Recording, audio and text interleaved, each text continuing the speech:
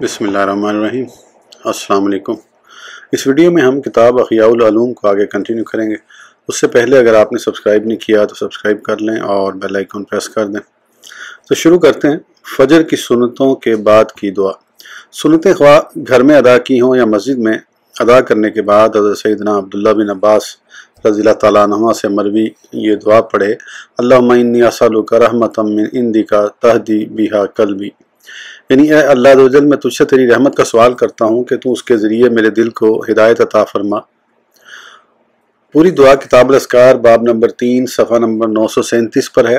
फिर घर से निकलकर मस्जिद का रुख करे और मस्जिद की तरफ जाते वक्त की दुआ को ना भूले। नमाज के लिए दौड़ता ना जाए बल्कि सुकून और वक़ार से चले, जैसा कि मरवी है। उंगलियों को एक दूसरे में न डाले। मस्जिद में दाखिल हो तो पहले सीधा पाँव दाखिल करे। मस्जिद में दाखिल होते वक्त की दुआ पढ़े जो हदीस शरीफ में आई है। अगर वसअत पाए तो पहली सफ़ की कोशिश करे, ना तो लोगों की गर्दनें फलांगे और ना ही किसी से मुज़ाहमत करे, जैसा कि जुमा के बयान में गुजरा।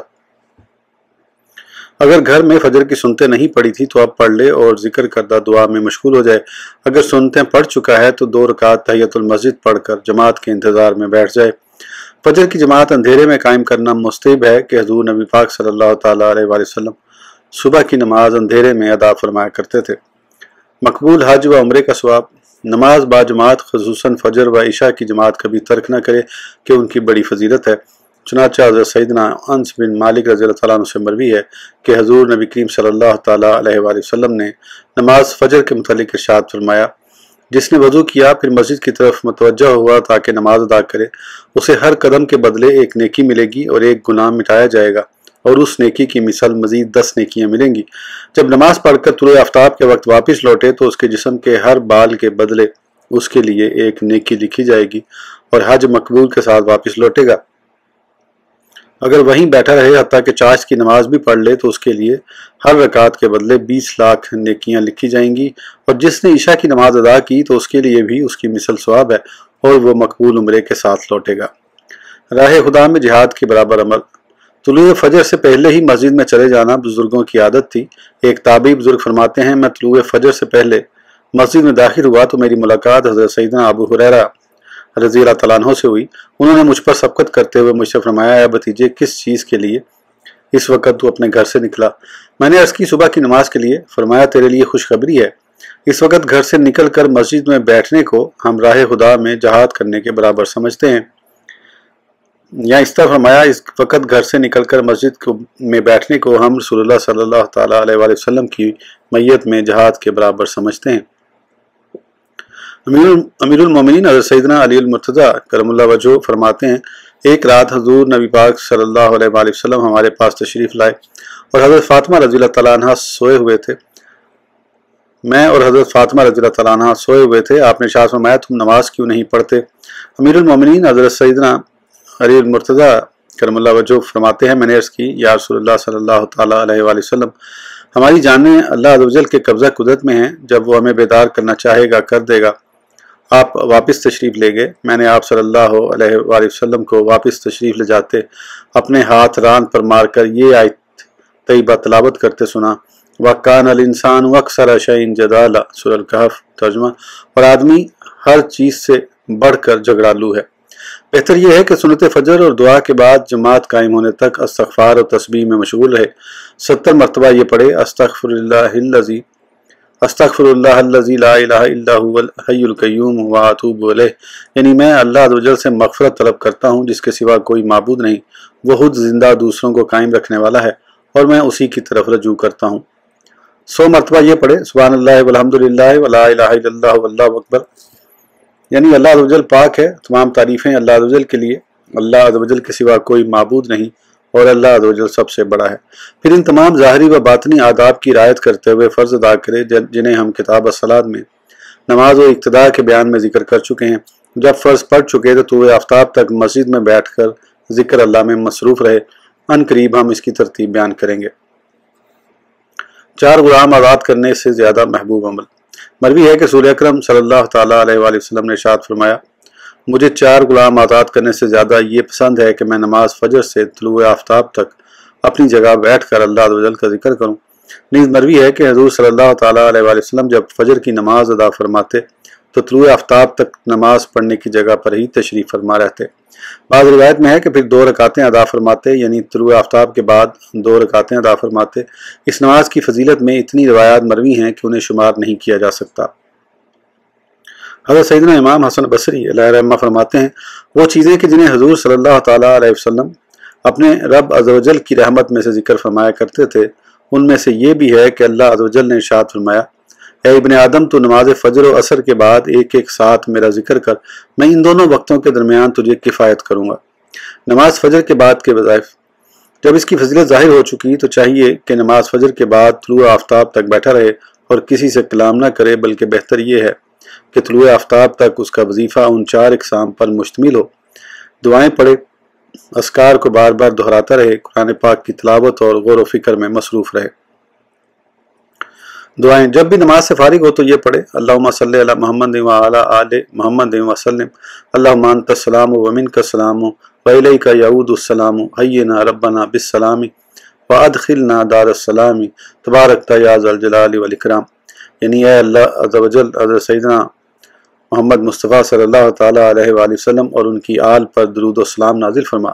اے اللہ عز و جل تو سلامتی دینے والا ہے اور تیری ہی طرف سے سلامتی ہے اور تیری ہی طرف سلامتی لوٹتی ہے۔ اے ہمارے رب عز و جل ہمیں سلامتی کے ساتھ زندہ رکھ اور سلامتی کے گھر یعنی جنت میں داخل فرما، تو برکت والا ہے اے جلال و بزرگی والے۔ پھر وہ دعا پڑھے جو رسول اللہ صلی اللہ تعالیٰ علیہ وآلہ وسلم پڑھا کرتے تھے، جو یہ ہے، سبحان ربی العلی الاعلی الوہاب لا الہ الا اللہ وحدہ لا شریک لہ لہ الملک ولہ الحمد یحیی و یمیت وہو حی لا یموت بیدہ الخیر وہو علی کل شیء قدیر، لا الہ الا اللہ اہل النعمت والفضل والثناء الحسن، لا الہ الا اللہ ولا نعبد الا ایہ مخلصین لہ الدین ولو کارہ الکافرون۔ یعنی میرا رب عز و جل پاک ہے جو بلند و بالا اور بہت زیادہ عطا فرمانے والا ہے، اللہ عز و جل کے سوا کوئی معبود نہیں، وہ اکیلا ہے، اس کا کوئی شریک نہیں، اسی کے لیے ہے بادشاہی اور اسی کے لیے حمد ہے، وہی زندہ کرتا اور مارتا ہے، اور وہ زندہ ہے، اس کو ہرگز کبھی موت نہیں آئے گی، تمام بھلائیاں اسی کے دست قدرت میں ہیں اور وہ ہر چیز پر قادر ہے۔ اللہ عز و جل کے سوا کوئی معبود نہیں جو نعمت و فضل اور اچھی ثنا والا ہے، اللہ عز و جل کے سوا کوئی معبود نہیں اور ہم اسی کی بندگی کرتے ہیں، نرے اس کے بندے ہو کر پڑھے برا مانے کافر۔ پھر وہ دعائیں پڑھے جنہیں ہم دعاؤں کے بیان کے 3 اور 4 باب میں ذکر کر رہے ہیں۔ اگر قدرت ہو تو وہ تمام دعائیں پڑھے یا ان میں سے وہ دعا یاد کر لے جسے اپنے حال کے زیادہ موافق، دل کو زیادہ نرم کرنے والی اور زبان پر زیادہ ہلکی جانے۔ بار بار کیے جانے والے اذکار، یہ وہ کلمات ہیں جنہیں بار بار پڑھنے کے فضائل آئے ہیں، انہیں ذکر کر کے ہم کلام کو طویل نہیں کرنا چاہتے، بہتر یہ ہے کہ ان میں سے ہر ایک کم از کم 3 یا 7 مرتبہ یا زیادہ سے زیادہ 70 یا 100 مرتبہ پڑھے، جبکہ درمیانی مقدار 10 مرتبہ ہے، لہذا اپنی فراغت و وقت کی وسعت کے مطابق ان اذکار کو بار بار دہرائے۔ زیادہ کی فضیلت زیادہ ہے مگر درمیانی مقدار ہی راہ اعتدال ہے، اور وہ یہ ہے کہ 10 مرتبہ پڑھے اور ہمیشہ پڑھے، یہی زیادہ لائق ہے، کیونکہ بہترین عمل وہ ہے جو ہمیشہ ہو اگرچہ قلیل ہو۔ ہر وہ وظیفہ جس کی کثرت پر مواظبت ممکن نہ ہو اس کی قلیل مقدار ہی افضل ہوگی، جبکہ ہمیشگی کے ساتھ ہو اور دل میں اس کثرت سے زیادہ اثر کرنے والی ہوگی جو کبھی کبھی ہو۔ ہمیشہ کیے جانے والے عمل قلیل کی مثال پانی کے ان قطروں کی سی ہے جو مسلسل زمین پر گرتے رہتے ہیں، آخر کار زمین میں گڑا ہو جاتا ہے اگرچہ یہ پتھر پر ہی گرے۔ اس کے برعکس وہ عمل جو کثرت کے ساتھ ہو لیکن مسلسل نہ ہو، اس کی مثال اس پانی کی طرح ہے جو ایک ہی مرتبہ گر جائے یا چند بار متفرق جگہوں پر مختلف اوقات میں گرے تو اس کا کوئی اثر ظاہر نہیں ہوتا۔ بار بار پڑھے جانے والے 10 کلمات، لا الہ الا اللہ وحدہ لا شریک لہ لہ الملک ولہ الحمد یحیی و یمیت وہو حی لا یموت بیدہ الخیر وہو علی کل شیء قدیر۔ یعنی اللہ عز و جل کے سوا کوئی معبود نہیں، وہ اکیلا ہے، اس کا کوئی شریک نہیں، اسی کے لیے ہے بادشاہی اور اسی کے لیے حمد ہے، وہی زندہ کرتا اور مارتا ہے اور وہ زندہ ہے، اس کو ہرگز کبھی موت نہیں آئے گی، تمام بھلائیاں اسی کے دست قدرت میں ہیں اور وہ ہر چیز پر قادر ہے۔ سبحان اللہ والحمد للہ ولا الہ الا اللہ واللہ اکبر ولا حول ولا قوت الا باللہ العلی العظیم۔ یعنی اللہ عز و جل پاک ہے اور سب خوبیاں اللہ عز و جل کے لیے ہیں اور اللہ عز و جل کے سوا کوئی معبود نہیں اور اللہ عز و جل سب سے بڑا ہے۔ گناہوں سے بچنے کی طاقت اور نیکی کرنے کی توفیق اللہ عز و جل ہی کی طرف سے ہے جو سب سے بلند عظمت والا ہے۔ سبوح قدوس رب الملائکۃ والروح، یعنی وہ پاک مقدس ہے، فرشتوں اور روح کا مالک۔ سبحان اللہ العظیم و بحمدہ، یعنی پاک ہے عظمت والا رب اور اسی کی تعریف۔ استغفر اللہ العظیم الذی لا الہ الا هو الحی القیوم واسألہ التوبہ، یعنی میں عظمت والے اللہ عز و جل سے مغفرت طلب کرتا ہوں جس کے سوا کوئی معبود نہیں، وہ خود زندہ اور دوسروں کو قائم رکھنے والا ہے، اور اسی کی بارگاہ میں توبہ کرتا ہوں۔ اللہم لا مانع لما اعطیت ولا معطی لما منعت ولا ینفع ذا الجد منک الجد، یعنی الہی جو تو دے اسے کوئی روک نہیں سکتا، اور جو تو روکے اسے کوئی دے نہیں سکتا، تیرے مقابل غنی کو غنا نفع نہیں پہنچاتی۔ لا الہ الا اللہ مالک الحق المبین، یعنی اللہ عز و جل کے سوا کوئی معبود نہیں، وہ سچا اور واضح بادشاہ ہے۔ بسم اللہ الذی لا یضر مع اسمہ شیء فی الارض ولا فی السماء وہو السمیع العلیم، یعنی اللہ عز و جل کے نام سے شروع کرتا ہوں جس کے نام کی برکت سے زمین و آسمان کی کوئی چیز نقصان نہیں پہنچا سکتی اور وہی سنتا جانتا ہے۔ اللہم صلی علی محمد عبدک و نبیک و رسولک النبی الامی وعلی آلہ وصحبہ وسلم، یعنی اللہ عز و جل اپنے امی رسول نبی اور بندے حضرت سیدنا محمد مصطفیٰ صلی اللہ تعالیٰ علیہ وسلم پر اور ان کی آل و اصحاب پر درود السلام نازل فرما۔ اعوذ باللہ السمیع العلیم من الشیطان الرجیم، رب اعوذ بک من ہمزات الشیاطین و اعوذ بک رب ان یحضرون، یعنی میں اللہ عز و جل جو سنتا جانتا ہے کہ پناہ لیتا ہوں شیطان مردود سے۔ اے رب عز و جل میں شیاطین کے وسوسوں سے تیری پناہ لیتا ہوں۔ اے میرے رب عز و جل میں شیاطین کے حاضر ہونے سے تیری پناہ لیتا ہوں۔ ان 10 کلمات میں سے جب ہر ایک کو 10 مرتبہ پڑھا جائے گا تو 100 کی تعداد حاصل ہوگی۔ یہ اس سے افضل ہے کہ ایک ہی ذکر کو 100 مرتبہ پڑھے، کیونکہ ان میں سے ہر ایک کے لیے ایک الگ فضیلت ہے، اور دل کو ہر ایک نوع کے ساتھ تنبیہ اور لذت حاصل ہوتی ہے، اور نفس کو ایک کلمے سے دوسرے کلمے کی طرف منتقل ہونے میں راحت حاصل ہوتی اور اکتاہٹ سے امن ملتا ہے۔ قرآن پاک کی تلاوت، ایسی تمام آیات پڑھنا مستحب ہیں احادیث میں جن کی فضیلت آئی ہے وہ یہ ہیں: سورہ فاتح، آیت الکرسی، سورہ بقرہ کی آخری آیات آمن الرسول سے آخر تک، شاہد اللہ پوری آیت، قل اللہم مالک الملک 2 آیات، سورہ آل عمران، لقد جاءکم رسول من انفسکم آخر تک، سورہ توبہ، لقد صدق اللہ ورسولہ الرؤیا بالحق آخر تک، سورہ فتح، الحمدللہ الذی لم یتخذ ولدا 1 آیت، بنی اسرائیل، سورہ حدید کی ابتدائی 5 آیات، سورہ حشر کی آخری 3 آیات۔ اگر ان مصباحات عشرہ کو بھی پڑھے جو حضرت سیدنا خضر علیہ نبینا علیہ السلام نے حضرت ابراہیم تیمی علیہ الرحمہ کو تحفہ دے کر صبح شام پڑھنے کی وصیت فرمائی تو فضیلت مکمل ہو جائے گی اور تمام دعاؤں کی مذکورہ فضیلت جمع ہو جائے گی۔ حکایت، سعادت مندوں کا عمل، حضرت سیدنا قرظ بن وبرہ حارثی علیہ الرحمہ ابدال میں سے تھے، فرماتے ہیں اہل شام میں سے میرا ایک بھائی میرے پاس آیا اور مجھے ایک تحفہ دے کر کہا، اے قرظ اسے قبول کر لو، یہ بہت ہی اچھا تحفہ ہے۔ میں نے کہا، اے بھائی تجھے یہ تحفہ کس نے دیا؟ کہا حضرت سیدنا ابراہیم تیمی علیہ الرحمہ نے۔ میں نے کہا، کیا تم نے ان سے پوچھا تھا کہ انہیں یہ تحفہ کس نے دیا؟ کہا، کیوں نہیں؟ انہوں نے فرمایا، میں ایک دفعہ کعبۃ اللہ کے صحن میں بیٹھ کر لا الہ الا اللہ سبحان اللہ الحمدللہ پڑھنے اور اللہ عز و جل کی بزرگی بیان کرنے میں مصروف تھا کہ ایک شخص میرے پاس آیا اور سلام کر کے میرے دائیں جانب بیٹھ گیا۔ میں نے اس سے زیادہ خوبصورت چہرہ، ان کے لباس سے زیادہ خوبصورت لباس، ان سے زیادہ نورانی اور خوشبودار شخص پوری زندگی میں کبھی نہ دیکھا تھا۔ میں نے ان سے کہا، اے اللہ کے بندے آپ کون ہیں اور کہاں سے تشریف لائے ہیں؟ انہوں نے فرمایا، میں حضر ہوں۔ میں نے کہا، میرے پاس کیسے تشریف لائے؟ فرمایا، تمہیں سلام کرنے کے لیے آیا ہوں اور تم سے محض رضائے الہی کے لیے محبت کرتا ہوں۔ میرے پاس ایک تحفہ ہے، میں چاہتا ہوں کہ میں وہ تمہیں دے دوں۔ میں نے پوچھا، وہ کیا ہے؟ فرمایا، سورج کے طلوع ہونے، اس کے زمین پر پھیلنے اور غروب ہونے سے پہلے 7 مرتبہ سورہ فاتح، سورہ ناس، سورہ فلق، سورہ اخلاص، سورہ کافرون اور آیت الکرسی پڑھ کر 7 مرتبہ یہ پڑھو، سبحان اللہ والحمدللہ ولا الہ الا اللہ واللہ اکبر، یعنی اللہ عز و جل پاک ہے، سب خوبیاں اللہ عز و جل کو، اللہ عز و جل کے سوا کوئی معبود نہیں، اور اللہ عز و جل سب سے بڑا ہے۔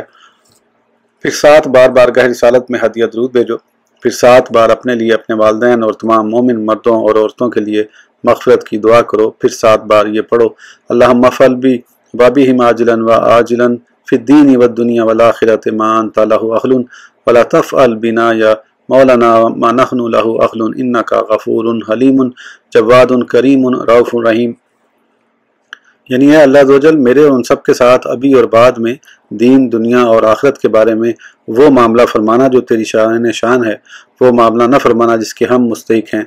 बेशक तू बख्शने वाला, बुर्दबार, जवाद, करम फरमाने वाला, मेहरबान और रहम फरमाने वाला है। इस वजीफ़े को सुबह शाम पढ़ना मत छोड़ना। हज़रत सैयदना इब्राहीम तैमी अलैहिर्रहमा फरमाते हैं, मैंने पूछा आपको ये तोहफ़ा किसने दिया? फरमाया मुझे ये तोहफ़ा हज़रत सैयदना मोहम्मद मुस्तफ़ा सल्लल्लाहु ताला अलैहि वसल्लम ने दिया है। मैंने कहा इसकी फजीलत के बारे में बताइए। फरमाया जब तो सरकार दो आलम सल्लल्लाहु ताला अलैहि वसल्लम से मिले तो उनसे उसकी फजीलत के बारे में पूछ लेना, वो इसका सवाब बता देंगे। हज़रत सैयदना इब्राहीम तैमी अलैहिर्रहमा फरमाते हैं, एक दिन मैंने ख्वाब में फरिश्तों को देखा कि वो मेरे पास आए और मुझे उठा कर ले गए, हत्ता कि जन्नत में दाखिल कर दिया। मैंने जन्नती नेमतें और बड़े बड़े अमूर देखकर फरिश्तों से पूछा ये किसके लिए है? जवाब दिया उसके लिए जो आपके अमल की मिसल अमल करे। फरमाते हैं मैंने जन्नती फल खाए और उसके मशरूबात पिए। फिर हुजूर नबी अकरम सल्लल्लाहु ताला अलैहि वसल्लम 70 अंबिया कराम और फरिश्तों अलैहिस्सलाम की 70 सफ़ों के जुजमट में मेरे पास तशरीफ़ लाए। हर सफ़ मशरिक़ व मगरिब के दरमियानी फासले जितनी थी, आप सल्लल्लाहु ताला अलैहि वसल्लम ने मुझे सलाम से नवाजा और मेरा हाथ पकड़ लिया। मैंने अर्ज़ की या रसूलुल्लाह सल्लल्लाहु अलैहि वसल्लम, हज़रत सैयदना हिज़र अलैहिस्सलाम ने मुझे खबर दी है कि उन्होंने आपसे ये हदीस सुनी है। तो प्यारे मुस्तफ़ा सल्लल्लाहु ताला अलैहि वसल्लम ने 2 बार इरशाद फरमाया, हज़रत हिज़र ने सच कहा और जो कुछ उन्होंने बताया हक है। वह अहले ज़मीन के आलिम और अब्दाल के सरदार और ज़मीन पर अल्लाह अज़्ज़वजल के लश्कर में से हैं। मैंने अर्ज़ की या रसूलुल्लाह सल्लल्लाहु ताला अलैहि वसल्लम, जो कोई ये अमल करे और जो मैंने ख्वाब में देखा वो ना देखे, क्या उसे भी इसमें से कुछ दिया जाएगा? तो शाह फरमाया उस ज़ात की कसम जिसने मुझे हक के साथ मबूस फरमाया, जो भी ये अमल करेगा उसे इसी की मिसल दिया जाएगा, अगरचे उसने मुझे और जन्नत को ना देखा हो। उसके तमाम कबीरा गुनाह बख्श दिए जाएंगे जो उसने किए हैं, और अल्लाह अज़्ज़वजल उससे अपना गज़ब और अज़ाब दूर फरमा देगा और बाएं जानिब वाले फरिश्ते को हुक्म फरमाएगा कि 1 साल तक उसका कोई गुनाह ना लिखे। इस ज़ात की कसम जिसने मुझे हक के साथ मबूस फरमाया, इस अमल को वही करेगा जिसे अल्लाह अज़्ज़वजल ने सादत मंदी से सरफराज फरमाया, और वही तरक करेगा बदबख्ती जिसका मुकद्दर होगी। हज़रत सैयदना इब्राहीम तैमी अलैहिर्रहमा ने जो 4 माह तक कुछ खाया न पिया, शायद इस ख्वाब के बाद का वाक़या है।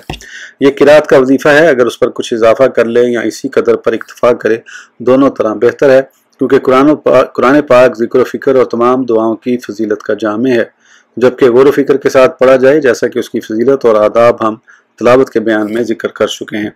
इस वीडियो के लिए इतना ही, फिर इंशाअल्लाह अगली वीडियो में आगे कंटिन्यू करेंगे। उस वक्त तक के लिए इजाज़त दीजिए। सब्सक्राइब करना ना भूलें। अल्लाह हाफ़िज़।